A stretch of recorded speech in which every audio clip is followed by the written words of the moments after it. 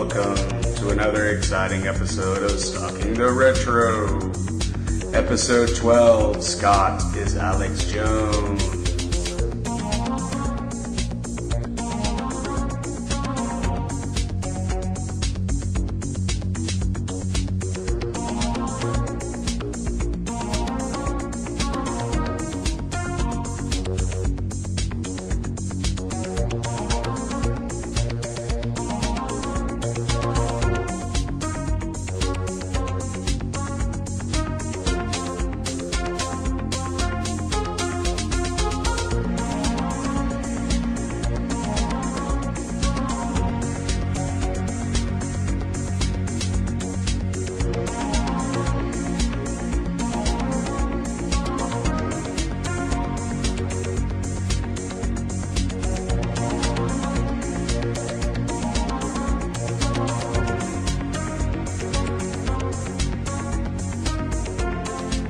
Hello. Hey, how you doing? Oh, who is this? It's Alex. You called earlier. Scott wasn't available, but I returned your call. Aaron Dykes put me on. Oh shit. Fucking hell, it's Alex Jones. Fucking hell, live on Stalking the Retro. Nice to meet you, sir. What's up? Well, they want to kill you. Don't you understand that? Do you think some people in a cave just told NORAD to stand down? Pig demons! Pig demons! Sorry, I get fired up about this stuff. Well, I'm glad you're finally coming out and admitting that you are, in fact, Alex Jones. Which won't matter once they have you registered. Once you're registered and they administer the vaccines to you, ladies and gentlemen, it's all right here. It's been documented. They are giving vaccines to you. Meanwhile, it's in the EU. The letters are there. Folks, I've got the documents. Angela Merkel declined. She was, in fact, told by the German Health Administration not to take the vaccine, folks. That's better than fucking Alex Jones himself. You think? It seems like a little loose. But sounds like you've been practicing. There's no practice. This is a worldwide broadcast that's bringing you into knowledge. Knowledge that you are being oppressed, folks. It's here. Insert ad for a really stupid product that lets you live in your cave for the next 10 years. See, I don't know if I can do the Alex Jones marketing voice. No. I got. We are intensifying our efforts. See, it's all wrong. That's pretty good, actually. That would fool. We are intensifying our efforts to bring to you products which bolster the mind, the body, and the soul. If you go to our Action Network, you can purchase vitamins, placebos, you name it, we've got it. God damn, that's great. Purchase your placebo products to bring down the New World Order, Bilderberg. Yeah, you gotta throw in Bilderberg and all the different families at least once. Oh, that's classic. So there is no family. They've all come from the same reptilian origin. That's more of David Icke's kind of thing. I don't even know who that is. I'm sorry. David Icke is the British version of Alex Jones. Oh, no, we had a counterpart. I feel less embarrassed to be an American now. I think he used to be some famous broadcaster, and then he just went totally fucking nuts and started saying everybody was the lizard people. There's a hilarious video on YouTube that has Alex Jones saying, that guy's insane. Like, he thinks the reptiles are coming to take over the world. It's like one nut calling another person crazy. The old kettle and pot routine. Exactly. So, you've been playing any games lately? Yeah, man, I've got, I bought a Neo Geo. Because although to me it's not terribly retro, because it continued well into the 2000s. Yeah. I love Neo Geo. I love Metal Slug, you know? Oh, and yeah, Metal Slug is a game that, one version of MAME it works, another version of MAME it doesn't. It's never been reliable. Yeah. New World Order for you folks. They're trying to fuck you out of Metal Slug. I hate to use that language on the show. It's a family show. I'd like to ask Jesus for forgiveness for saying that. I didn't mean it, folks. But God damn it, this has got me fired up. So, yeah, I really like Metal Slug. And it's a game that, like, in one version of MAME it works, the next one it doesn't, you know. Oh, yeah. So I just said, fuck it, you know. So I bought a Metal Slug 4-slot and then put in the multi-cart and, you know, I did, you know, new art, new paint, you know, new T-molding. It looks factory fresh. It's absolutely beautiful. Oh, awesome. So I've been playing a lot of Metal Slug. Then for pinball, I've been playing a lot of my T2 lately. That's cool. As well as the T2 video game, because I just got through. The thing is, like with me, when I buy a game that needs restoration, I do the full thing. But occasionally I'll buy a game that's like 95% there. It just needs a little bit of work. And then I'll kind of dither on getting the work done for a while. So I had a memory chip on my T2 die that stores the gun calibration. So I was like, well, as long as I got to replace the chip, let me go ahead and do everything else. So I got all the solenoids for the recoil working and, you know, new T-molding, all that kind of stuff. It looks absolutely gorgeous. So I've been playing that. Oh, awesome. What else? Is that the T2 video game, the arcade cabinet with the... Yeah. Oh, you finally got one. Oh, I've had that for years, yeah. I've had the arcade and I've had the pinball for years. Oh. The one I bought a couple of weeks ago was the T4 video game. And that was sitting over at the airport in my hangar, still in the box. Is that the one with the giant Terminator on the back of it? Yeah, and the guns that you pick up and hold. Oh, yeah, I played that one here in Seoul recently. It's a really awesome fucking game. Oh, dude, yeah, it's like I said, sitting in my hangar, and I gotta get it over to the house. And the thing is, to fit it into my arcade, I gotta get rid of my jukebox. Yeah. So what I really have to do is come up with like a wall-mounted touchscreen that'll do all the jukebox functions. Oh, that would be cool. And yeah, I gotta get that done. So. Because that thing is fucking ginormous. I've seen it takes up like 2 or 3 different the sizes of 2 or 3 different stand-up arcade machines. That's a cool one to see in Korea, though. You would think you would just not get a chance to play that. Yeah, you would think it wouldn't be here. Especially since arcades are pretty much dead here. When I first came to Korea in the late 90s, early 2000, arcades were fucking everywhere. You'd walk down the street and you'd find an arcade. And now there are a few in college areas, and every single movie theater has one. But apart from that, they're pretty much dead. But, yeah, I've only ever played Metal Slug, like, on the MAME emulator, or, I have the PSP version. Which is like, it's got all the Metal Slug games on it. Yeah, Metal Slug, I mean, number 3 I think is my favorite at this point. It's really good. Oh, that's cool. Other than that, I'm doing this big-ass arcade party in May. Oh, so yeah. I've been going through my arcade, getting all the little stuff I've been meaning to do for a while. Like, my Asteroids Deluxe was in really good shape. But the control panel was like, it was okay. It had 1 or 2 little cracks. I was like, yeah, let's do that, you know. So I've been spending the last few weeks in the arcade doing a lot of detail work, you know. Oh, well. Decals, and I upgraded quite a few of my games to multi-games. Oh, cool. There's, you know, as in not like, you know, I didn't put 60-in-1s in, you know, but I've got a 60-in-1 in the bar area. But I got a couple of these, I talked about it in this month's Hardware Flashback. It's made by a company called Braze Technologies. Mm-hmm. And you basically, you know, like for, say, Asteroids Deluxe, you pull the CPU and then plug in this daughter card, and it has all the ROMs for, like, a bunch of vector games. Oh, so, awesome. like, yeah, I've got that on Donkey Kong, and it came up with a whole new Donkey Kong 2, right? So you walk up to it and you press the button and, you know, you play Donkey Kong, right? Or you hold down player 1, player 2, and it reboots, and it comes up as DK2. Oh, wow. So, yeah, it's really cool shit. You have that hooked up to a vector monitor? Well, not Donkey Kong, but Asteroids is it. Yeah, I mean, it's a full functioning, 100% bone stock Asteroids Deluxe, right? Oh, wow, yeah. But on the board where the CPU is, there's this daughter card that adds in the other games, right? Because the hardware's the same, it just needs the software, you know? Right. And the same thing for Donkey Kong, right? And Missile Command, you walk up to it, it's a normal game, you just hold down player 1, player 2, it boots up, you pick a game and play, you know? Yeah, it's really cool. It plays nice. It lets you add basically, you know, 3 or 4 more games per slot. Now, is it more difficult to work on like a vector monitor than a standard CRT? For most people, yes, because they're so familiar with raster scan. Mm. But once you understand vector, it's actually simpler.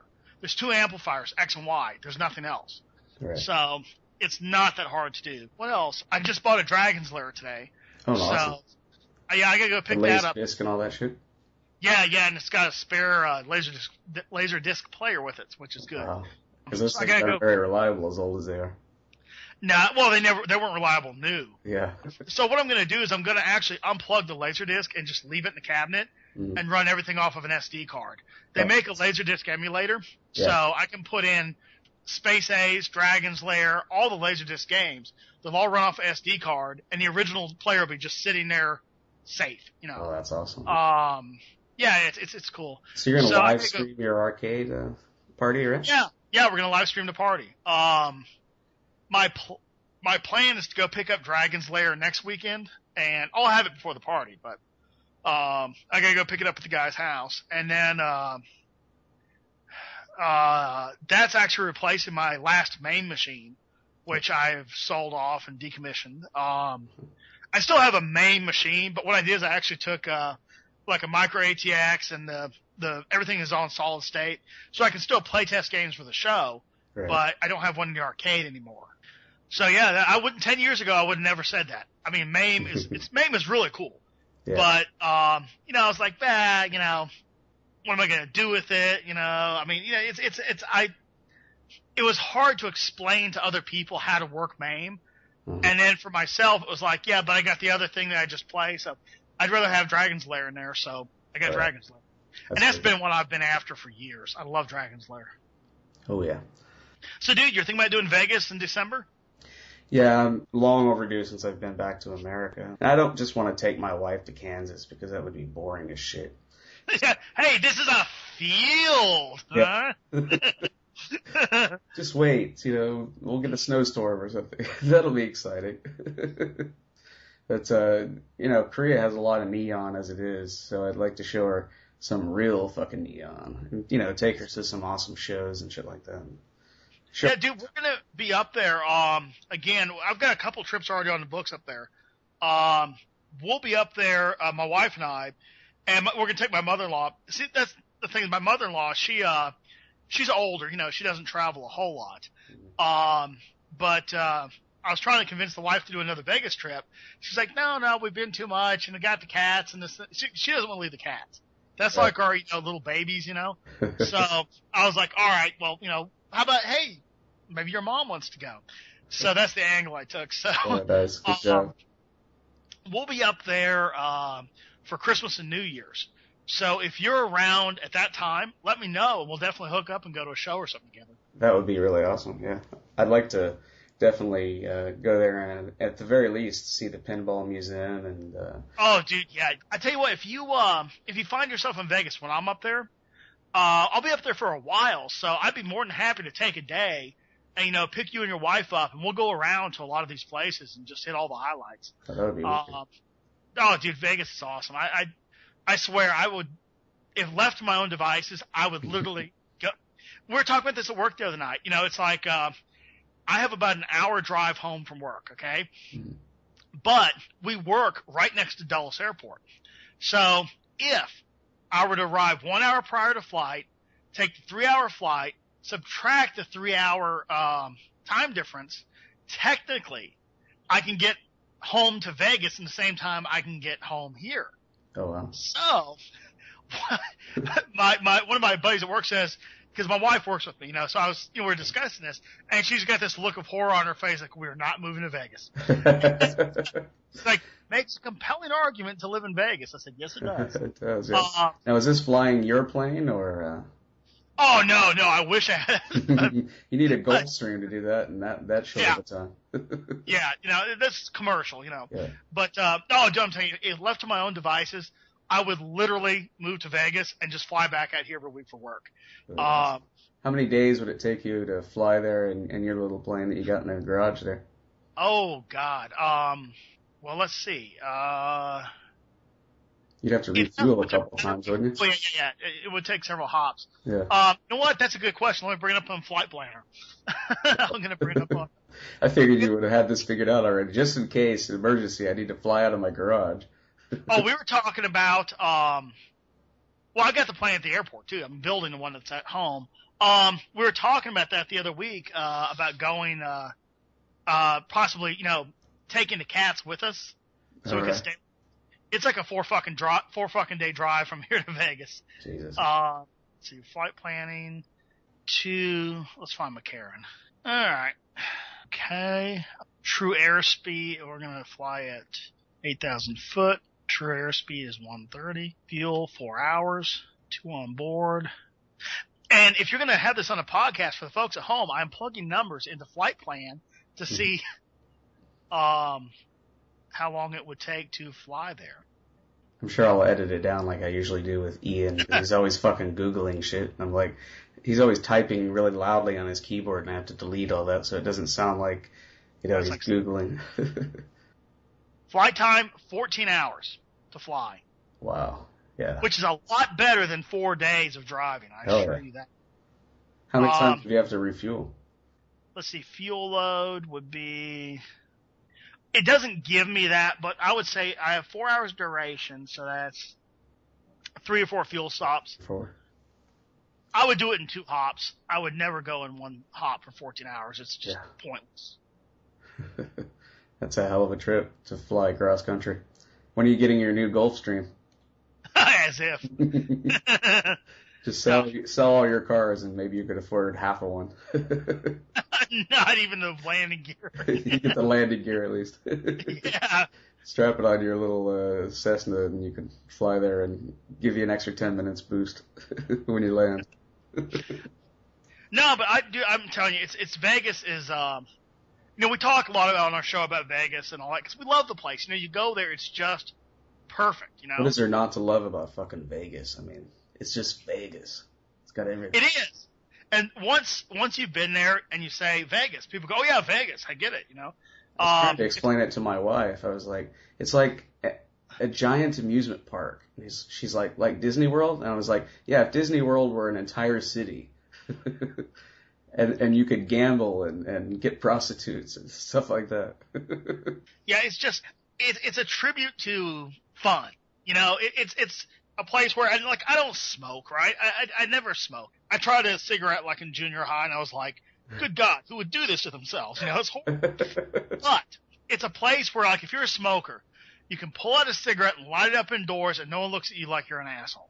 Yeah. It's still okay, And the hooker thing, I've only, to be honest, as many times as I go to Vegas, I've seen a hooker there once, I think you kind of have to go looking for it. I mean, I'm married. I'm not into that stuff, but if you are, I'm sure you can find. You can find anything in fucking Vegas if you're looking for it.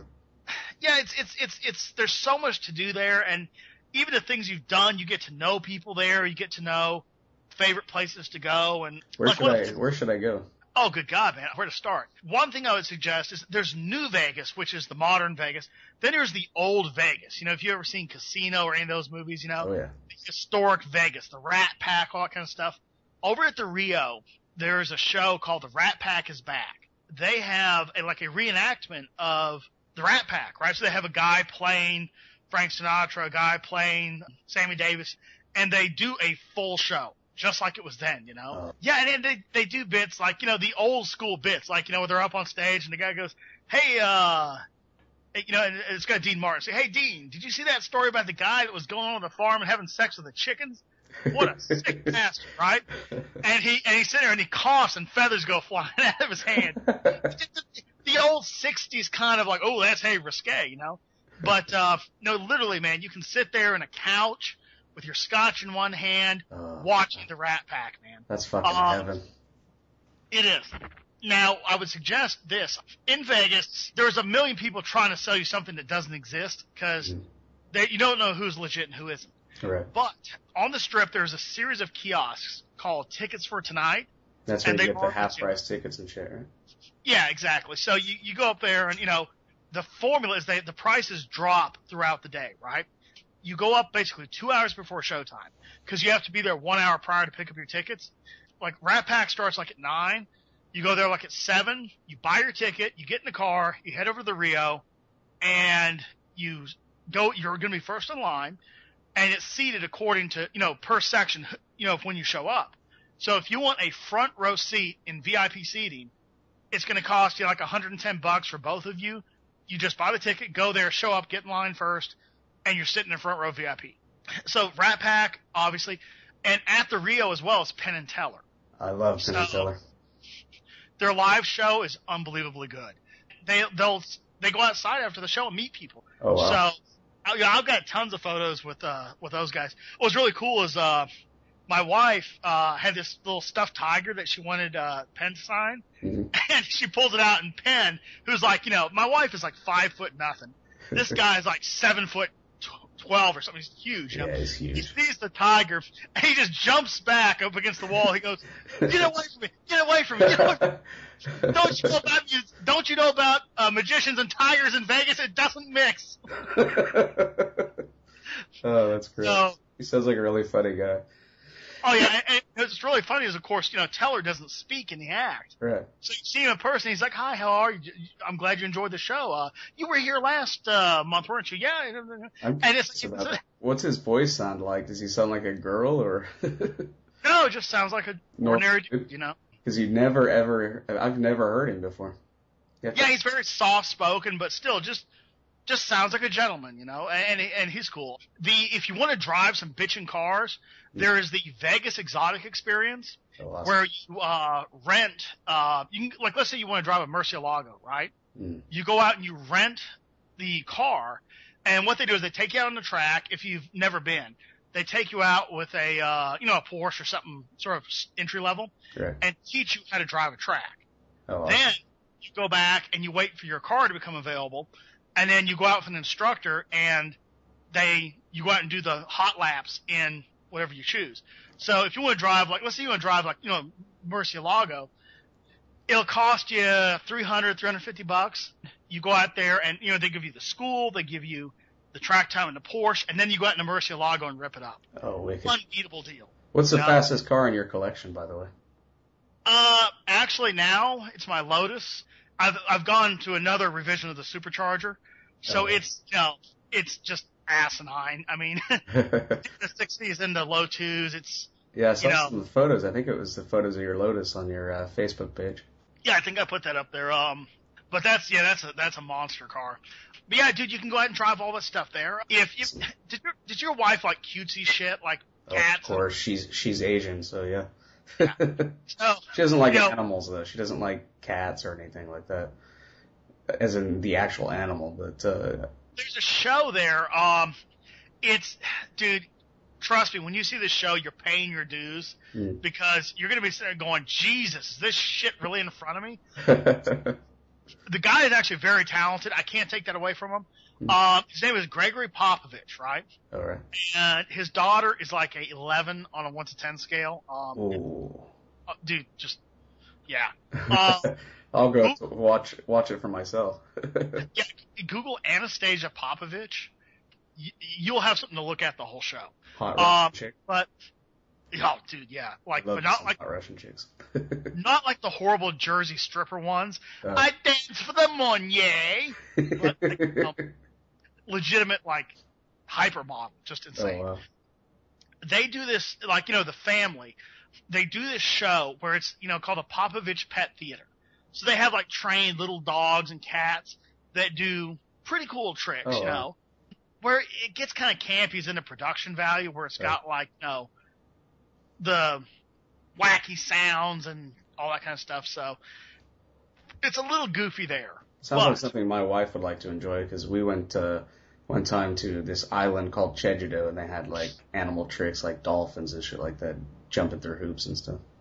She really loved it. This is you have cats climbing ladders and dogs fire hoses putting out fires, and the women love it, dude. The women love it. You take it there, you get some major points. Along the lines of dolphins, there's a conservatory over at, it's either Caesars or Bellagio, I can't recall. They have baby dolphins and all that kind of stuff. It's the guys that Siegfried and Roy. It's called Siegfried and Roy's Secret Garden, and I think it's at Caesars. So I recommend that, again for the family kind of stuff. What was the name of that arcade that you guys did the EGC at? Insert Coins. Insert Coins. I was calling it Fun Spot, but that's not it. It's Insert Coins. Yeah. That place looks really fucking awesome. Whereabouts in Vegas is that place? Okay, well, You've been to Vegas, right? It's been a long time since I was like 18. You've got the Strip, right, which is where all, the big hotels are and all that. That's, the new Vegas, right? Then downtown, you've got what's called Fremont or the Glitter Gulch, It's right? at the Fremont Street. Yeah, that's the Fremont Street experience. So it's your old school Vegas, right? Oh, well, they also have a lot of new stuff down there, too. Fremont's nice. I like Fremont. That's where CGE is this year, by the way. So, and for your listeners that don't know, Classic Gaming Expo, you got to be there. Just Google Classic Gaming Expo. It's fucking amazing. I would fucking love to go there at the time in which there was a CGE happening. But sadly, my stupid work does not allow me to have that kind of time off. And I finally get my wife to let me travel, and then I start this new job where I don't have the vacation time. Oh, it sucks. But yeah, it's a great place. But that's where Insert Coins is, as well as Toy Shack. Oh, yeah. So, Toy Shack is like walking into a toy store in the 70s or 80s. Oh, that'd be so awesome. Oh, yeah, it's just amazing. Have a nerdgasm over that. Yeah, it's a cool place. Oh, God, other shows. I mean, what isn't cool there? Blue Man Group's always cool. Oh, yeah. And, me, like, I'm not much of a gambler. I don't know one card game, dude. I literally don't know one card game. I can't play cards. I have no interest in playing cards. It bores the piss out of me. So, yeah, that's not going to happen. But I'm really good at Texas Hold'em. Well, there's plenty of that. Trust me. It's covered. There's a Texas Hold'em in there's rows of them in every casino. I like a lot, the slots. And the slots just keep getting better and better and better. I'm sure you've heard our shtick on Retro Gaming Roundup with the enjoy your slut game. Yeah, enjoy your slut game. Enjoy your slut game. The Batman is off the hook. It's just amazing. You've got between 4 and 8 individual slot machines with 3D monitors, right? Then you've got this giant 100-inch, flat screen up there that does the community events. Like, so let's say me and you are sitting there playing and I win a bonus. As long as you're up to speed on the amount of money you're putting in, you participate too. So let's say you're playing the Joker version, I'm playing Batman version. It would, it shows the two of us on a track and it's the truck and the Batmobile and they're ramming each other and whichever one knocks the other one over wins, that bonus, Oh, it's epic. I mean, in fact, if you go to our RetroGamingRoundup.com, I think it's media images, and then you go down to CGE 2012 preview, you can see the photos of Batman I took. Oh, wow. So yeah, the slots just keep getting better and better. So like I said, I'm not much of a slot person. I take a few $100. That's my slot machine money. And the great thing is almost all slot machines now are multi-denominational. So pretty much any slot machine out there can be a penny or a nickel machine. You can literally sit there and play the latest machines for very little money. I mean, I know too much about how they work to expect to win money. It's not going to happen. It's not going to happen, in general. I love throwing in, a couple bucks and sitting there playing something as amazing as Batman, Yeah. So yeah, dude, everything about Vegas. But yeah, as far as you, for Christmas time, dude, if you're going to December, you definitely hit up Penn and Teller, hit up the Rat Pack, and you'll love the place. But like I said, dude, if you're up there when I'm up there, let me know, and we'll go do Rat Pack or something. Me and that'd be fucking awesome. We'll pick up you guys and we'll go up to see Rat Pack or something. That'd be killer.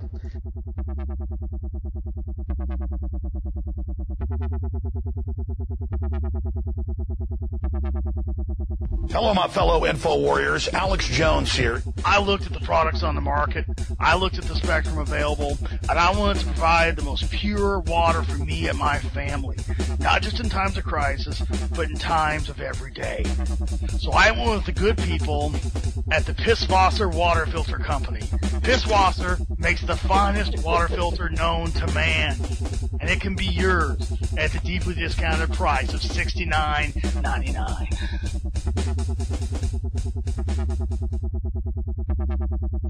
So we should probably, this is a gaming show, we should probably talk about gaming to some extent. So I was going to ask you, when did you first start collecting for your giant arcade that you have? Oh, shit, man. It was actually in the very early days of Maine. Literally, in the 90s before there was, actually, no, it wasn't Maine, it was a predecessor, Retrocade or something. I took Retrocade and I took a Atari compilation package, right? Mm. And I took an arcade cabinet and I built a computer, and at the time, like, stuff like the iPack, which I'll explain what that is, that wasn't available. So basically, to hook arcade controls up to a PC, you need to have those act as keyboard buttons, like the up arrow, the down arrow, the space bar. That's what the iPack does? Yeah, it's a keyboard encoder. Mm. So basically, it's a chip that has all these different inputs, and the computer sees it as a keyboard, but it actually has just terminals that you hook up, button 1, button 2, button 3, up, down, left, right, to, Cool. And it works amazingly well. There's KeyWiz, now there's, dozens of them on the market. Back then there weren't. Right. So you had to make your own, basically. Yeah, I took a keyboard and I wired up, arcade buttons in place of buttons on using the little chip that's in a keyboard. So I had this arcade cabinet that you could sit there and play all these different arcade games. And God, this was so long ago. I think it was maybe like Pac-Man, Miss Pac-Man, a couple others. I thought that's pretty cool, right? Then I went to I heard about this arcade auction, and I thought, well, what do I need a game for? Because by that time, MAME, the first version of MAME, like beta Super 1 version had come out. The early days of MAME. Yeah, it was, and trust me, that was back when MAME came out every Thursday night or something. Yeah. So I was like, well, I'd like to maybe have a dedicated one. So I went and bought Space Invaders, and I was like, oh, this is so cool. And the first time you're sitting in your house and you hear thump, thump, thump, thump, it rules. That's awesome. So, from there it just became one game after another. Pinball was where it kind of got interesting because I had never been a pinball fan back in the day. Right. I was always the guy that said, why is there a pinball here? Get it the fuck out of here. You could have put 2 more video games here, Exactly. And then I got I was at auction. I was like, well, I hadn't played pinball in years. Let me try out this game. And it was because I didn't get pinball when I was younger.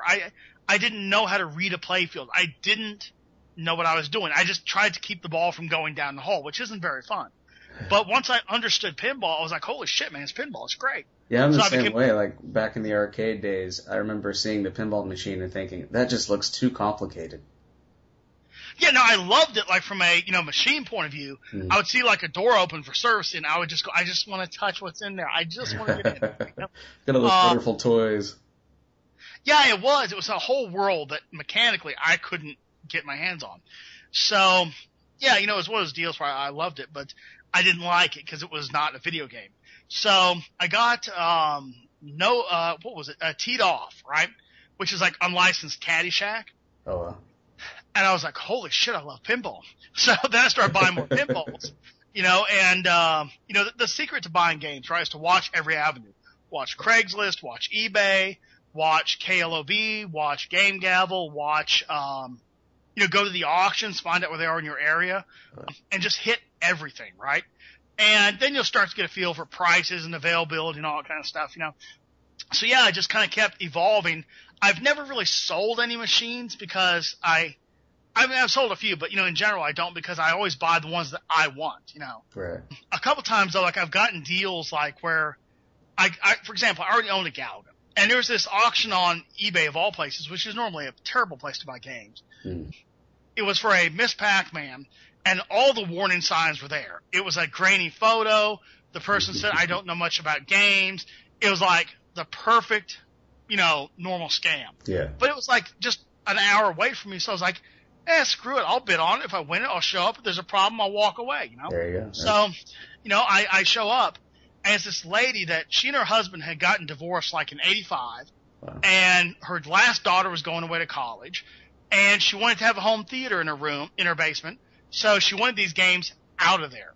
So I bought a Miss Pac-Man that had not been plugged in since 88, wow. And had 500 plays on it. Oh my god. And I was like, holy shit, And then she had a Asteroids Deluxe. Well, I already owned Asteroids Deluxe. And a Galaga. She's like, these didn't sell on eBay. They got to get out of here. Make me an offer. Oh, wow. $100? She's like, $150. And this is back when they were going for $800 or $900. So I was like, I'll take it, And oh yeah. yeah. What else you got in your basement, lady? Yeah. Got a computer space hidden in there somewhere? I wish. Actually, right now I'm up to my neck in computer spaces.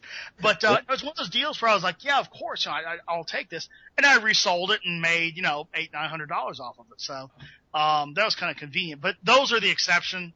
Yeah. That's not the rule. Do not expect that when you get to get a good fucking deal like that. If you added up the receipts and like the collection I have, and you looked at like, oh, okay, what'd you pay for this? Well, I bought that at the height of the market and I paid $800. What's it worth now? Three. So trust me, it's not a money making proposition. I don't know, but it's so awesome to have your own fucking arcade. Oh yeah, I love it. And but I tell you what made the difference between having a collection and having an arcade was literally the day I got the carpet done. Right. Just because I had like normal house carpet, but I had all these games. You walked in, it looked really cool, but I had house carpet. Mm-hmm. So once I got that replaced with blacklight carpet that had black lights, it then became an arcade. Yeah. And that's a friend of the show, Jason Scott. He has done a couple films like Get Lamp, which is a documentary on I've seen that. Yeah. Oh yeah, real nice guy. He is, as far as I know, he said he's coming to my next party, so that'd be kind of cool. Wow. Awesome. Doing a documentary on arcades. Just the physical space. Why is a game better in a dark room with glowing carpet than it is sitting in a lighted area? Why do people feel the need to create the arcade environment? Which I think is a brilliant idea. Because the arcade environment is fucking rocked back in the day. So yeah, man, that's kind of how it all came about. And shit, how many machines do you think you have right now? Including the pinballs. In the house, set up ready for play, I've got about 60. And then I've got others like stashed. I've got a couple in my hangar at the airport, and then I've got one that I operate at the airport for money. What I do is I donate the money to the to two of the nonprofits that are on the airport, the Booster Club and the Experimental. That's that flight simulator game you were talking about before? Yeah, it's called Landing High Japan. And it's really cool because it's a simulator / arcade game where you fly in and out of the major airports in Japan. So yeah, it's a really cool game. I like it. So, that sounds awesome. And then I got a few other games that are stashed here and there, but, yeah, for the most part. That's more machines than any arcade I've ever been to has ever had. Well, it's funny. It's funny. I've been to a couple where I walk in, I'm like, God, it looks like my house. It's kind of cool. But yeah, to anybody who's interested in collecting, why not? Start with one machine, see where it goes, You might end up with just one machine and be perfectly content, or you might end up with a collection. Or a giant arcade with 60+ fucking machines like you have. Well, trust me, no matter where you're at in the scale of collecting, you're always going to someone else's house that blows you away. I mean, I walked into a buddy's house the other day, and he's got about 110 machines. Jesus Christ! And it's in his basement, right? And his basement has like a couple columns, but for the most part, it's just one big open room. So it's kind of neat to see the lights turn on and go off into the distance as the games light up. Yeah, so there's always more to aspire to. Trust me. Must be a surreal fucking experience. I wish I could get a fucking arcade machine in Korea, but they only sell them new, and they want even for used ones I've seen on the internet here for like $3,000 for the cheapest fucking candy cab and shit. Really? Yeah, I can't find any place where you can get them cheap. God, you could buy one and ship it there for cheaper than that. It'd probably cost less. Yeah, get one from Japan and have it shipped or some shit. What's the pricing on? Is there like I don't know. I've only been in Korea like one half of the time. Is there like a equivalent of like Home Depot or something there? Nope. Can you buy commercial building products like plywood? Yeah, there are places, little tiny shops where you can get plywood and shit like that. Because there are plans out there for these cabinets. It would seem to me that you could probably build a cabinet and then equip it with, hardware ordered from the U.S., maybe even in one order, by, control panel, marquee, all that, have it shipped over. It seems to me you could get that done for a reasonable rate over there. Yeah, I was thinking maybe like going to one of those shops where they sell the lumber and seeing if they will like build something if I give them the blueprints or not. I'm sure you could do it. The biggest thing is getting, like say the sides cut to proportion, all that.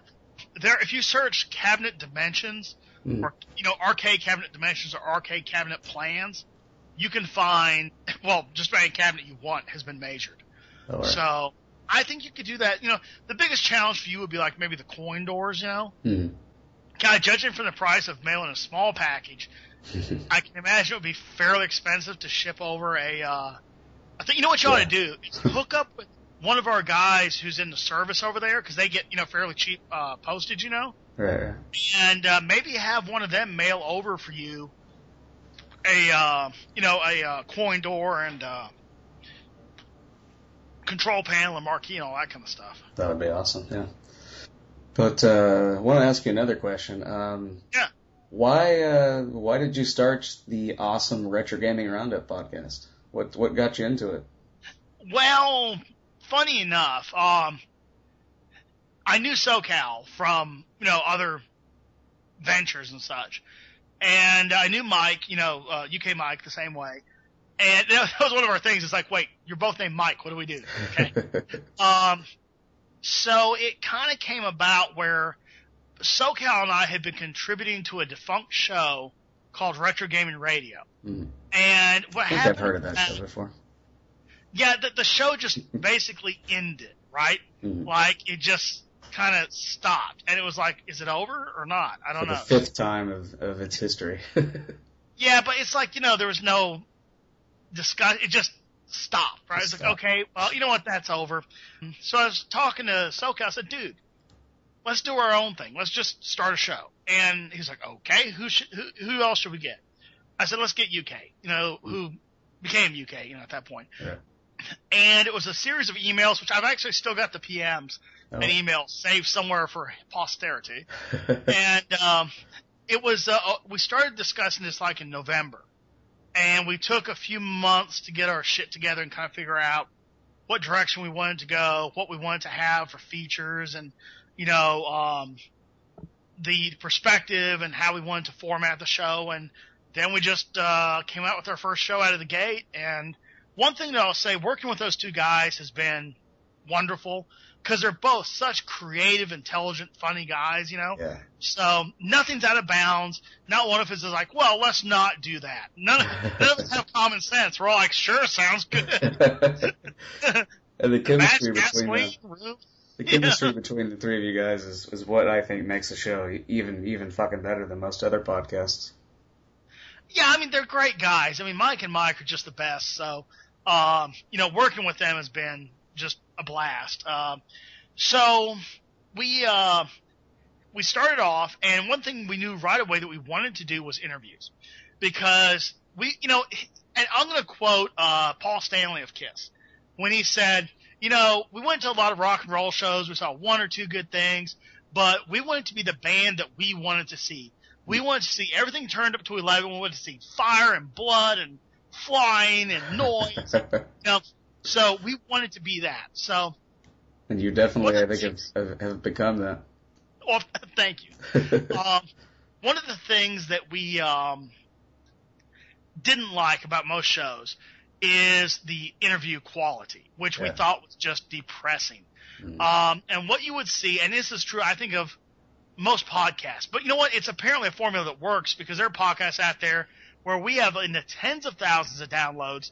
There are in the hundreds of thousands of downloads that do this. Okay, or even millions. What it typically is a guy in a hallway at a gaming expo with somebody like, say, Jay Smith, who invented the Vectrex, who invented the Microvision. The man's a genius. I mean, he's a gentleman. He's fun to talk to. He's interesting. And here's what you'll hear.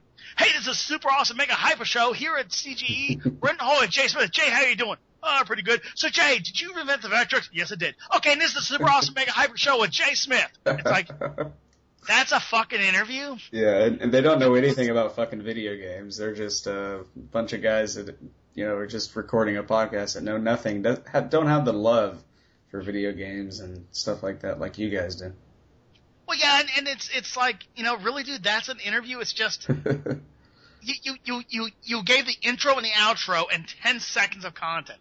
Yeah. So and they always ask simple, basic questions where you guys get in there and ask the questions that people don't even know they want to know the answer to. Yeah, repeat questions, the same. So Jay Smith has given 1,000 interviews and he's talked about stuff 1,000 times. But has he ever been asked? So with the CRT, you have 3 guns. With this, you had 1 gun. How did you accomplish color? Let's talk. And so yeah, we do like to get in there and get the meat of it. Another thing that's one thing we wanted to fix, right? Was we wanted to do a podcast where we had a conversation, and if it lasted half an hour, fine. If it lasted 3 hours, fine. And some guys like Keith Robinson are naturals at our interviews. That guy can fucking talk. I tell you that. Give him a mic and you'll never be able to talk again. No, and he's a gentleman. And that's one of the things I want to mention is not only did we want to fix the interview problem in podcasting, we wanted to get out there and really dig into the meat of the matter of people. We made a lot of good friends doing it. And we had this discussion with a couple of guys. We were all sitting around, I think it was at Classic Gaming Expo or EGC or something. And, we got a beer in our hand, feet up on the bench, and we're just talking about the stuff. And it was, there's a loaded proposition when you meet someone that you admire, okay? Like, let's say, you admire David Crane, right? Right. And you go and you finally meet David Crane, you talk about things. There is a loaded proposition in that you want to be friends. You want to like this person. Whereas with somebody you've never met or don't know or don't admire, there is no loaded proposition, right? Right. So when you get to really know somebody, and from the other side, like we're talking with one of our, celebrity guests, they're saying, yeah, from the other side, it's kind of like, hey, this person admires something I do, so I naturally want to like them, more than I would want some stranger because I want them to like me as well. So there's kind of a loaded proposition when you meet people like that of are, you really, truly, friends or, conspirators because of, your individual personalities, or is it because of something you've each done? So my answer is, what? I've gotten to be friends with some really neat guys over the years, and they're really neat people, regardless. Like, I would be friends with Keith Robinson, regardless of him ever being involved with television. He seems like a really great guy. He is the best guy ever. Keith Robinson is a gentleman's gentleman, and he is just the best. So when I go, when we go to E3 or we go to EGC or whatever, I mean, how many guys you call up and say, hey, why don't you come up and join us? Okay, I will, He's just the best. Whenever I see the guy, it's like, damn, I'm glad you're here, So yeah, there's a lot of guys like that we've had the pleasure to become friends with and get to know over the years. And I can't put my favorite interview you guys have done so far is definitely by far the Ted Dabney interview. Oh yeah, and that's another guy. That would be the epitome of the luck of good people that you get to meet. Because here's a guy that, was cheated of the credit for his work. He didn't really care about it because to him it was just a job. He wasn't really a gamer, but to get to set the record straight and then meet such a really nice guy, and to put a human face on things of these stories, because it's one thing to read these internet stories and legends and debates and see the threads and here and there. But to hear it from the actual mouths of the people that did it. Well, sure. It's another thing just, to call the guy up and say, hey, Ted, how's today? And it's one thing to sit in there and troll and yell and internet win and whatnot, It's another thing to know the person and go, hey, you know what? This guy did something really neat, and he has it in a much better perspective than 99% of the assholes who are out there debating it, Oh, yeah. So, yeah, absolutely. I mean, it's been an amazing journey. And it really sucks that poor Ted hasn't gotten the recognition that he deserves. I mean, Nolan never mentions him. He always mentions Al Alcorn, but he never mentions Ted Dabney. He just calls him some engineer who worked with the company a long time ago for a couple of years. Yeah. May have had maybe he worked at Atari, I can't remember when, you know. don't know his name. Yeah, that's. Yeah, and their families knew each other and all that shit. I mean. Oh, sure. It's just ridiculous. He knows him. He's just too fucking egocentric to acknowledge anybody but himself and Al Alcorn. Well, I'll say this. I don't know why. And, as if you heard our interview with Al, Al said, I think that people may read into that, Yeah. So certainly there is this huge, legend out there of it. And, I don't know. I mean, my personal instinct is Nolan said the things he said, and he's never come out and said, no, hold on, wait a minute. That's not what I meant. Ted Dabney really worked hard on this. Yeah. So to me, that it says what it says, I would love to hear Nolan's perspective on it, That would be awesome, yeah. If you guys could ever get an interview with him and find out what he really thinks. Well, that's on the to-do list. Yeah. It's funny, when we started this thing, like you were talking about the origins, when we started, it was like, okay, who do we know in the gaming industry? Who can we interview? And so I was like, I know Phil Adam. I was like, well, I know this guy. And you kids like, I know this guy. Okay, we got 3 interviews. Great job, But then here we are, we're almost 2 years out from CGE, and we still have unreleased interviews. Oh, wow. And looking at, the menu for this year, we're going to have 2 more years of podcasts. And that's not, in terms of interviews, just for the podcast. Yeah. That's not even counting the people that we have made contacts with, that we call up and say, hey, let's, do, like, Jeff Edwards, or the host of Starcade, Oh, that was a great fucking interview. He seems like a really hilarious guy. Oh, he is, too. And what's so great is he is of a different generation, the kind, that would weld while wearing a tie, But he at one point, like, while he didn't necessarily, like, we threw out, as we do, a few raunchy lines, and he didn't, like, go directly for that, but he didn't shy away, but he's fresh, though. He's relevant, The things that he said and did were, like, I could talk to this guy, I could hang out with this guy.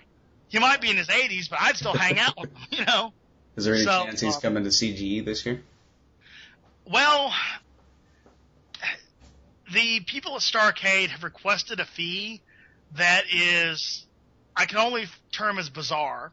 The people at Starcade requested of CGE a fee, which was bizarre. So, as far as there being a Starcade, no, it can't happen. As far as Jeff Edwards going, he has been invited. I do not know if he has replied that he will go. It's certainly a possibility. So you're on the board with the board for CGE, right? No. I am on the staff for MagFest. Oh, MagFest. We are good friends with the people at CGE. Joe, John, and Sean are great guys. Any opportunity we get, we feed them. Like, if we find out about something, or if we have insight on something, they're the first to know.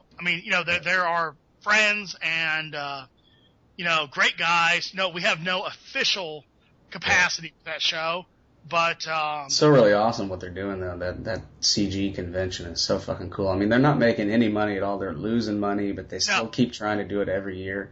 Just the dedication that they have for gaming is just so incredible. Well, no matter how big you get, this is not a money-making venture, and nothing makes me want to come through the internet and choke at me.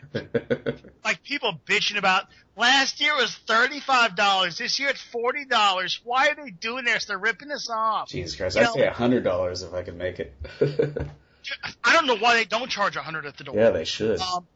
My perspective, and I've told this story before on our show, is that at MagFest 2011, we had an ice storm. So literally we had the trucks loaded, we were about to leave, and an ice storm hit, nobody goes anywhere. Oh, shit. So we were stuck at the hotel. So I went up they were offering me, hey, come crash with us. I was like, nah, I'll get a room, So I go up to the hotel, they can't do a room. They're like, the computer's broken. I was like, do you have keys? Can you give me a fucking key? We'll pay tomorrow. Oh, we don't let it do that. It was just incompetence, right? Mm. So I was like, fuck it. So I went and talked to the guy. I said, yeah, I'll crash with you guys, right? So me, and it was Dom and Nick and the owners of MagFest. And this was one of their most successful years ever. They had doubled. Well, MagFest tends to double a lot. they hit 3,000 people, and the cap was 3,000. Wow. They had to turn away a couple thousand people, okay? Fucking So hell.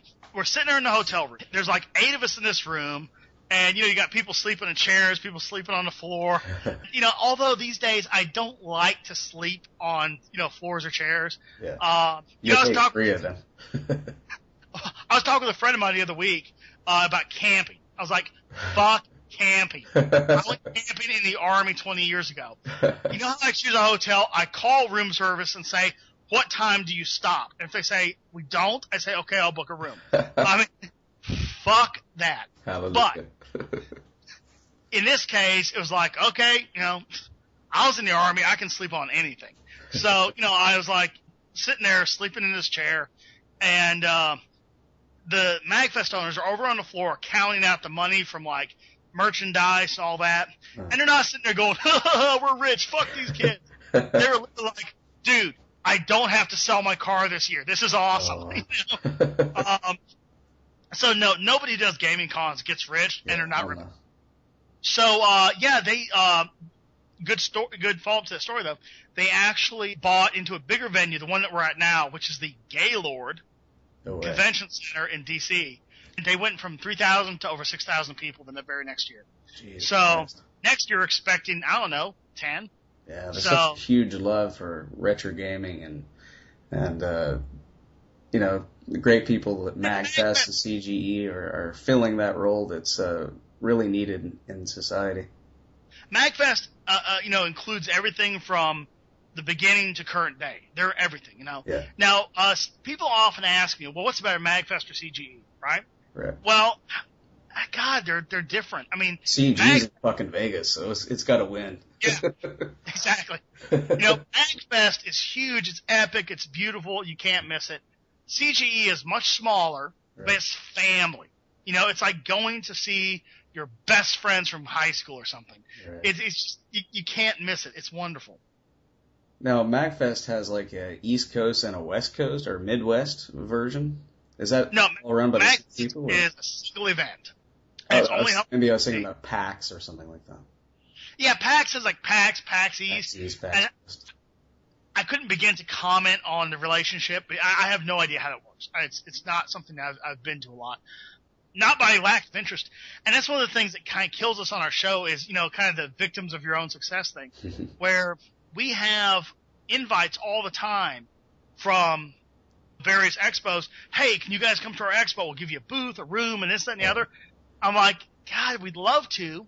Well, yeah, I mean, shit, it's a matter of, vacation time. You only have so much. It's like, look, I've already got this year on the books, MagFest, probably E3 here, CGE, EGC, a replay over in England, and plus family vacations. I'm done. I can't go to another show. You only have so many days to live. Yeah, so I wish. I mean, God, I wish I was retired or something. I had nothing else to do. I would. But, it doesn't work that way. Well, it's really awesome, the interviews you guys get from CGE and MagFest. It's just fucking incredible. Well, one thing I would tell people, you started your own show and all that. If people want to do their shows, I had a guy ask me at MagFest, he said, dude, there's like all these shows out there, then there's you guys that have all these interviews. How do you get these things? You ask people. I told him, I said 2 words, gas. Like I ran into these guys from Random Assault. They do a pretty funny podcast. The guy was like, we've just never done an interview. We want to do an interview. We've never done an interview. I said, follow me. So I went over and got Jason, and I said, Jason, give these guys an interview. School, right? He goes, no problem. I'll go beat them up. So, they sat in on an interview with us while we interviewed Jason. And then we said, dude, it's all yours. Go do an interview, And that's one thing that, in addition to like doing the interviews, the other thing I'm very proud of our podcast and the way we do things is we pass it along. We don't look at it like there's this paranoia in podcasting of like, well, geez, we can't mention anybody else because if they hear about us, if they hear about another show, they'll go listen to them and not us, right? That's bullshit. It's the fucking internet. They're gonna find out about the other shows. Exactly, and they'll just choose whichever show they like the best, and that's what that's the whole point of it. Of course, or they'll listen to both more than often, Exactly. So, like one of the things we do in our forums is we promote other people's projects. Oh, yeah. Grow the community, because the more there is out there, the better it is for everybody. Why would I not want to have a cool show to listen to? Of course I would. Oh, yeah. In my case, sadly, I live in South Korea, so the only people I could interview would be, yeah, I could maybe get the president of North Korea, or possibly some StarCraft players, but yeah, it'd be awesome to live back in the States again and go to these conventions and get a chance to interview all these awesome people like you guys do. Well, there's always Skype, right? Yeah. I still think you should go to the North Korean shitcade. Yeah. Dude, how funny. You're on the ground there. How funny was that fucking rocket they launched? Oh, that was fucking hilarious. It could only have gone that way. They're North Korean. It only happened one way for them. What were they thinking? Well, even worse is that they were doing the launch on two really bad days. One, the 100th year anniversary of the birth of Kim Il-sung, and Friday the 13th. It's like, did you think that, the management would have pulled little Kim aside and said, hey, look at our track record, okay? We're North fucking Koreans. Nothing we do ever works. We spent a year's food budget on this rocket. Yeah, at least. It's gonna blow up, okay? There's no other way it can go. How about we don't do this year? Dude, I love North Koreans. They are like, I've always said, like, if they were, if they didn't exist, if the North Koreans did not exist, and I was a cartoonist, I would draw a cartoon and call it the North Koreans. They're like people, but everything they do turns to shit, okay? Check this out. And I would draw this cartoon and just call it the North Koreans. They're definitely good for the comedy of their outlandish statements that they always make about this, and we're going to attack America with a bomb and all this shit. With mercy, if the enemy violates so much as 1/1000th of our territorial soil, we will strike them with merciless blows to the face. It's like, you can't pick that shit up, man. I mean, the wording is just so fucking hilarious and over the top. It's just spectacular. Now, I'm not a programmer. Don't claim to be, never will be, can't be, not smart enough, whatever.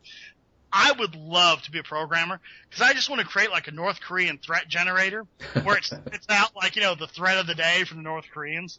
I love them. I love the little dopey bastards. They're hysterical. They're already threatening South Korea now, because South Korea showed some new missiles that we got from the U.S.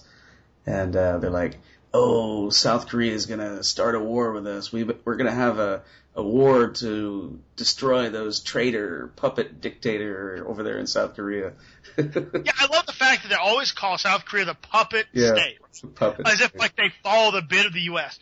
First of all, in general, the South Koreans could not come off as being more ungrateful than they are. Yeah, they're like, definitely. Fuck America. Ever seen the student protests? Yeah, I live here, so yeah, I see it all the time. It's like, look, dude, not that like, oh, America, fuck yeah, but really, you would be living in North Korea if it weren't for America. Oh yeah. It's not like, hey, how about a little gratitude? Nah, fuck gratitude. How about not saying fuck you every day, right? Exactly. So, it's hysterical though. You get this, South Korean, and I know it's not every South Korean, yeah. But it's definitely a dominant political theme, yeah. But they could not be more non-puppet state than they are. Oh, and here's North Korea. Oh, the puppet state. That's what America said. Really? There are so many people here that just fucking hate America. And I'm married to Koreans, so walking down the street, I get quite a few angry looks from people. Dude, you know what you need? You need a T-shirt. You ever seen the South Park bit? They did large American penises. They were flattering. They were flattering like the businessmen. It's like, this is a terrible deal. This will put us out of business. Oh, but you have such large American penises. You should just get a T-shirt that says large American penis. I should, yeah. Have it in Korean. Oh, God. It's usually, though, old people that do that. Like, usually people my age or our generation, usually they don't even bat an eye here in Seoul, but the older generation, they'll just like stare at me with this angry fucking look on their face, like, you're stealing our women. Like, oh yeah, I am, one at a time. But thus far, only one. So far, only one. That's great. But that's funny though, because you would think they'd be like, yeah, look, we owe you guys one, so here, go ahead. I don't know, dude, but politics is retarded. I don't understand international. I mean, even the North Koreans, like I said, at some point you'd think they'd back away and go, hey, look, really, us? No, we're not going to do this. But no, every time they charge right ahead. Oh, hell yeah. And they've attacked, like last year before Kim Jong-il died, they attacked an island here, and they sunk a boat and all kinds of shit. No, if you're ever bored and want to read up on the shenanigans of the North Koreans, there is no better site than it's a South Korean operated site called Daily NK or NK Daily. Oh yeah. And it's basically dedicated to kind of like, North Korean news. And there's like a couple sites I hit every day. I'm like, all right, let's go check, break, see funny videos. I check like, you drive that and that'll buff out, which is all the car sites. And then I go check Daily NK. It's like. You seem to have an obsession with North Korea. I love them, dude. They're great. They're just hysterical. I mean, I just love that from the Team America, that song that Kim Jong-il sings. I'm so Rodri. Yeah, I just I want to go there. I want to like go visit the North Korean shitcade. I want to experience North Korea. It's like this one tourist adventure tourism site. They put up a video of their trip to North Korea, and it was fucking priceless because it said like, it's like a theme park for communism.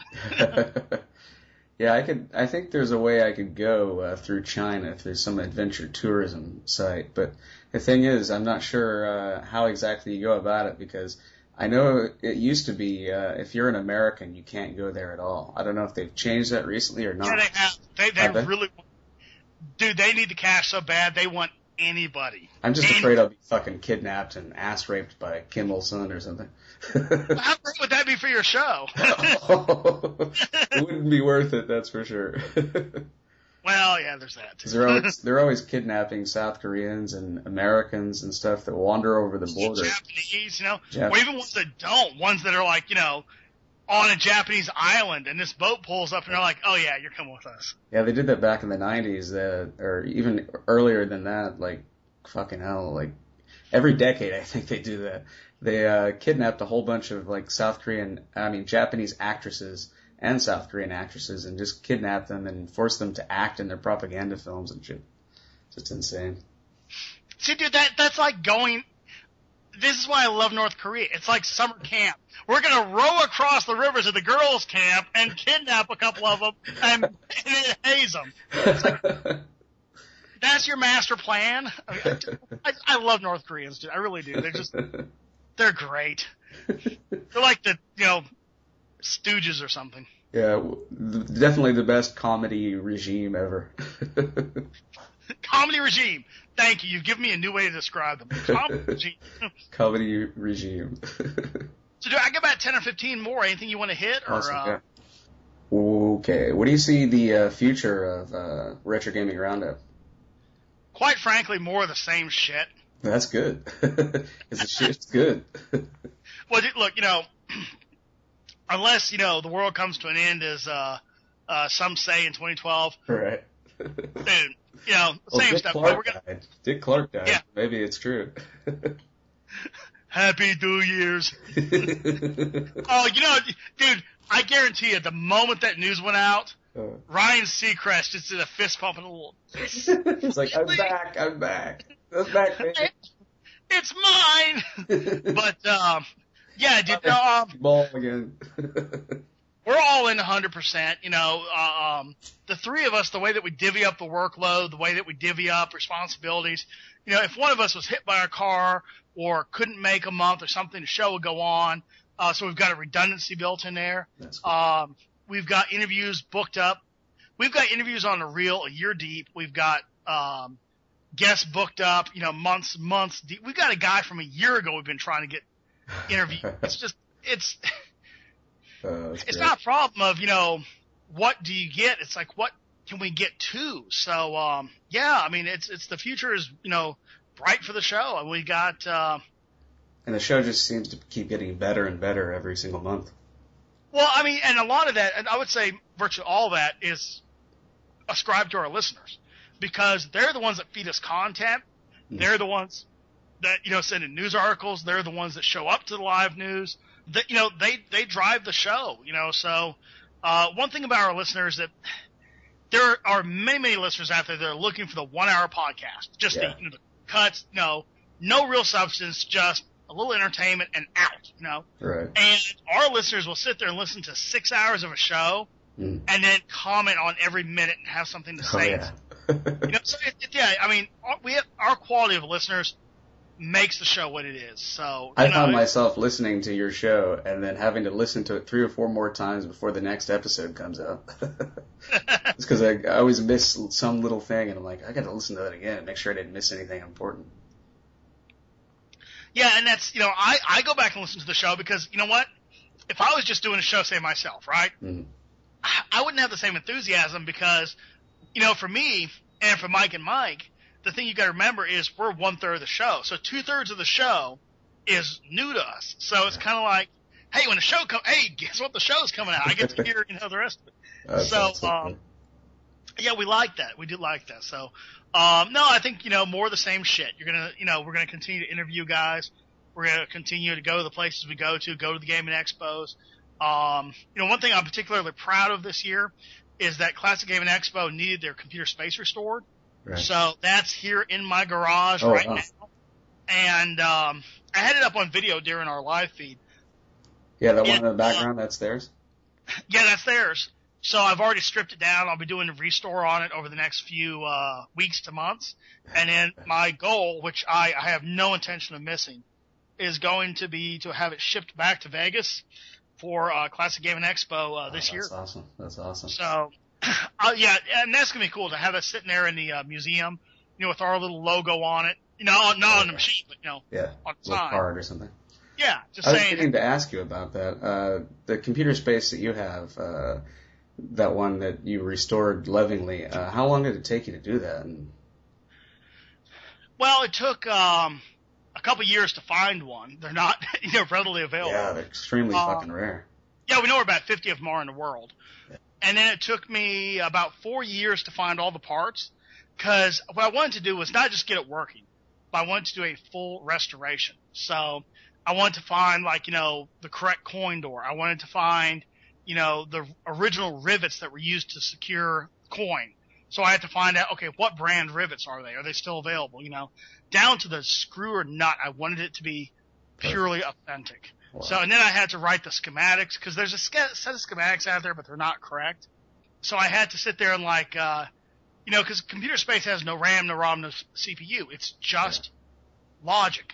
So if you identify a circuit, okay, I know that a JK flip-flop is built this way, or decade counter is built this way. So I've identified 4 of the 5 chips. So that means the 5th chip has to be this. Because what they did, instead of leaving the numbers, any chip pretty much produced has numbers on the top or letters that identify the chip. What they did for, copy protection is they sanded off those numbers and painted the top. So imagine 300 chips that all look alike. Now, was that so that people couldn't reverse engineer the game and make their own computer spaces? Exactly. Yeah, for copy protection. So, and believe me, it's effective. It took a year for a company to copy it. And that was the Star Trek game that they came out with? That was a copy of that? Yep, it took a year. So, fucking hell. Yeah, it took me about a year to reverse engineer the schematics, about 3 or 4 years to find all the parts, and then really only about a month to get it all finished, Wow. So yeah, my goal is now I've got all the knowledge and I've got the parts, I can finish this one up in time to get it back out to Vegas. You're probably one of the very few people in the world that knows how to do that, if not the only person. I know of a few others that have spent, similar efforts. One guy does it as a business. Oh, yeah? So he keeps that knowledge very much to himself. Oh, I bet, yeah. Which I would love to motherfuck him and just say, what an asshole. But you know what? It's business. He has the knowledge. He wants to sell the knowledge. I can't harsh on the guy for that. It is what it is, Yeah, it kind of sucks that he keeps it secret, but I see the reason why. I mean, if that's what he needs to run his business and stuff, then he doesn't want to be giving out that kind of information. Otherwise, his business will fail. Well, he does other things. I mean, that's only a sideline, but you know what? You can't get too much business for that either, because there's only like 50 left in the world, right? Yeah, hence you're going to charge $500 for a single power supply. Oh no, he wants $850 for power supply. Fucking hell. So yeah, it's it's cheaper to put a new starter on your Lotus. But me, I have no agenda, so I would happily share and help other people looking to restore the game.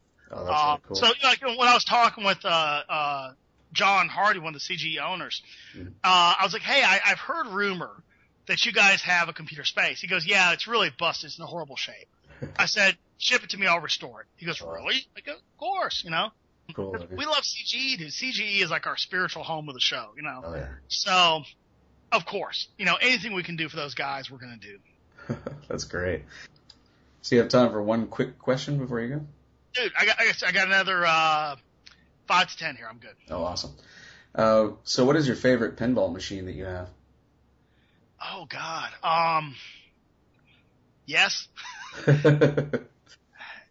It's hard because different eras did different things well. Artwork wise, I love Xenon. It's a masterpiece. It's like, the Mona Lisa, right? Family Guy, I bought that machine brand new in 2007. Wow. And I'm still hearing new content on it. I'm still getting new entertainment out of that machine. The depth of it is amazing. Never gets old. Oh God, I don't know. Favorite machine? Maybe Kiss. Because although it's a simplistic pinball, I'm a Kiss fan. I'm a pinball fan. It's Kiss pinball, right? But Best I don't. Yeah, I walk past them all. They all make me smile. It's like to me, like with pinball, there's kind of no holy grail. Although I'll say this, my neighbor Mike. Now, the arcade party that I'm doing in May, Mike, my neighbor, is participating in. Now he has probably about 30, 35 machines in his house. Wow. And we're right across the street, so we're going to do a double arcade party. So people just wander from one house to the other. It's going to be great. It's going to be epic. It is. Well, he bought a game that I've been looking for years called Baby Pac-Man. And it's in a video game cabinet, and it has a monitor at eye level, but it also has a pinball play field at waist level. Oh, wow. So, like, you go up in the game, you collect the dots and all this, and then some gates open, right? You run through the gate, and then, boom, now you're playing pinball. So it was awesome. Yeah, it was one of the first attempts at integrating pinball and video. That's pretty rare. Yeah, and now they go for around, like, $800 to $1,200. Wow. And if you can find one, you never find one. Jesus. My neighbor bought one for $250. Okay. So what a lucky fuck. Yeah, he pulls up with it. I'm like, so you want to double your money? He goes, no. I said, triple? No. I want to play this one. I'm like, God damn it. So we have a running joke of like every day. We were like, I was over to his house the other day. His wife comes downstairs and she just asked, did you buy this one? I said, Mike, she sounds pissed. Just, you know what? I'll take it from you now. It's every day. It's another excuse to, me ending up with his Baby Pac-Man. That's hilarious. But I wouldn't trade most of the machines I have for a Baby Pac-Man. But I'm always on the lookout. Oh, hell yeah. What was the first pinball machine that you ever bought? Teed Off. Teed Off. It's unlicensed Caddyshack. Right. And it's dude, I don't play golf. I can't even hit the ball. We have out behind work, we have some golf clubs and all that, and people go out there and practice their swing. I can't hit the fucking ball. I'm like, dirt, air, But this game, I love Caddyshack, though. Caddyshack's a great fucking film. It is. So, this game is wonderful. I absolutely love Teed Off. I did sell that one. It was a game that I enjoyed playing, but I wanted other games more. Oh, right. But it was certainly a game I'd recommend to people to own. Which game in your collection has the best toys? Probably D&D, or the best features, right? Mm-hmm. Because, and it's sort of a double-edged sword, right? D&D has these amazing, hidden passages, and it's like a dungeon, right? It's like there's these loops and ramps, and the ball appears here and disappears there, and the only problem is you can't make any of the shots. It's a horrible game. Oh, really? But it just looks really fucking cool. It's a piece of art. The idea is cool, but then you start to play it, you're like, I can't hit any, not just because I'm a bad pinball player, but it's just a bad layout. It's a terrible layout. There's like this ramp where you have to first of all hit it and knock down a bridge. Then you have to go up the bridge 3 times to hit 3 drop targets. Then you have to go up the bridge and around the corner to hit like this jackpot. I have never dropped the second drop target. I mean, it's it's a pisser, man. I love it. I'll own it forever, but it's not a good game. Were you into Dungeons and Dragons back in the day? Oh yeah, man. We were big time into that. We used to show up early at school to play D&D. Oh wow. Just a big circle of your friends. Yeah, oh yeah. And that was before in high school I discovered that if you don't go to homeroom the first day of the first year, they don't know you're there. So after like the first year, I didn't show up for homeroom. So I would pull up at like time for first class. And so I could go back and get my coffee, get my breakfast sandwich, pull up, walk into my first class. And I didn't have to go to homeroom or any of the other bullshit. And it was a great system, Oh, that's awesome. Oh, it's funny, we were talking about that the other day at the car show. And one of the topics, we had like sort of a forum, right? So they were all sitting up there and, me and a couple of the other hosts, and we're talking about, car experiences, right? And somebody said, what was your best high school car experience? And everybody gets a big grin on their face, because the shit we did. Yeah. And I said, well, it was actually with my sister. So my first car was a 75 Toyota Corolla. Wow. Just dog shit, right? And I was like, yeah, I got to fix that. So my second car was a Daytona also Pantera GT, which was an Italian design. It was basically like a Lamborghini supercar, but instead of having some temperamental, expensive V10, it had a Ford V8. Fucking hell. So you could get this thing worked on anywhere. So that was my second car. Awesome. So my mother decided, well, if you're going to drive to school, you should take your sister to school. I'm like, I want to take a girlfriend to school, not a sister. So, my mother's like, nope, that's the way it is. I'm like, shit, right? How do I get my sister not to want to ride to school with me? So, simple plan. I'll scare the shit out of her. So, I would get the car warmed up in the morning, right? Pull up onto the highway and then just nail it, just up to like 180, right? And she's like, stop, let me out, right? So after 2 days, she was back on the bus. That's hilarious. So I got time for one last one if you got anything left. All right, let's see. What are your top 5 arcade games that you have? Oh, well, broken record here, Computer Space, right? It was the first commercially produced coin-operated video game. It started the industry. It is Godfather, right? Yeah. Pong, of course, right? Oh, yeah. Terminator 2. I'm a huge Terminator fan. I think it's an underrated sci-fi series. It's the most brilliant one out there. The T2 gun game is you just get to rock and destroy all the machines. It's wonderful. Awesome. Boy. 4 and 5 get complicated. Always love Galaga. How can you not love Galaga? Oh, I fucking love Galaga. I got 3 different machines to play Galaga. Number 5. Maybe Asteroids Deluxe, because I love a good vector game, Oh, yeah. So, yeah, that's probably my top 5. Awesome. If you ask me next week, it might change again. What was the first arcade game you remember playing back in the day? I tend to think it was Pac-Man. Because that's the first one I remember by name, of asking my mom for a quarter, of playing. But I know it was way earlier than that. Like, I think like in a pizza parlor. Right. And it must have been like something like, Space Invaders. Oh. But I don't remember it by name. So, yeah. I would say the first one I remember playing was probably like kindergarten, first grade, around like 78. Oh, wow.